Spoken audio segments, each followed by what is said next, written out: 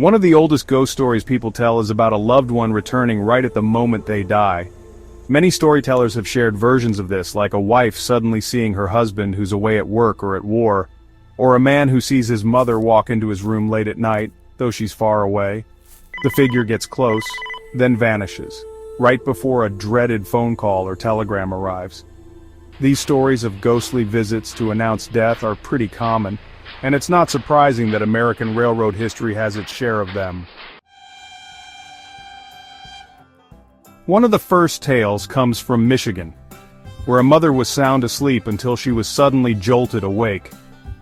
She turned on the light to see her young son, a railroad brakeman, standing beside her bed in his overalls and engineer's cap.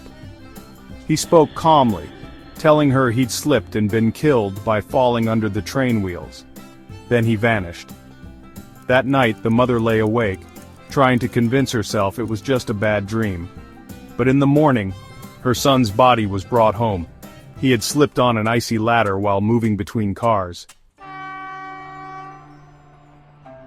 Another railroader story is about Mr. Bryant, a section foreman on the Chesapeake and Ohio Railway's Greenbrier Division in Renwick, West Virginia.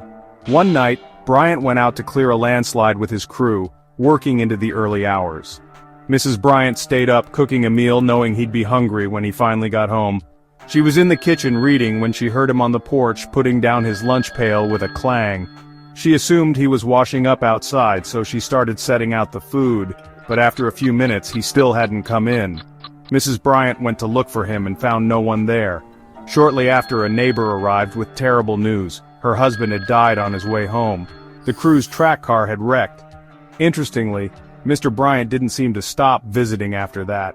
When a new family, the Hardbargers, moved into the house, they were bothered by strange lights, footsteps, singing, and even an invisible ghost cat. They only lasted 3 years before moving out, unable to stand the hauntings. The last story is from Council Bluffs, Iowa, about Henry Miller, a railroad engineer on the old Chicago Great Western. On February 8, 1930, Miller seemed surrounded by bad omens. A pigeon almost hit the window near him, which Mrs. Kattenberg thought was a bad sign. Later, he picked up his shoes and remarked on how heavy they felt, and Mrs. Kattenberg felt uneasy. That night, Miller's run ended tragically in a head-on collision near Tennant, Iowa, which killed both him and his fireman. Miller's friend Ian Kattenberg, who would normally have been on that route, wasn't there by sheer coincidence. A few nights later, while Kattenberg was working, his wife reported seeing Miller's ghost. He'd opened her bedroom door, walked through the moonlight, and sat in a chair by her bed, wearing the same clothes he'd worn on his last night. His face was horribly burnt, blackened and scalded in the moonlight.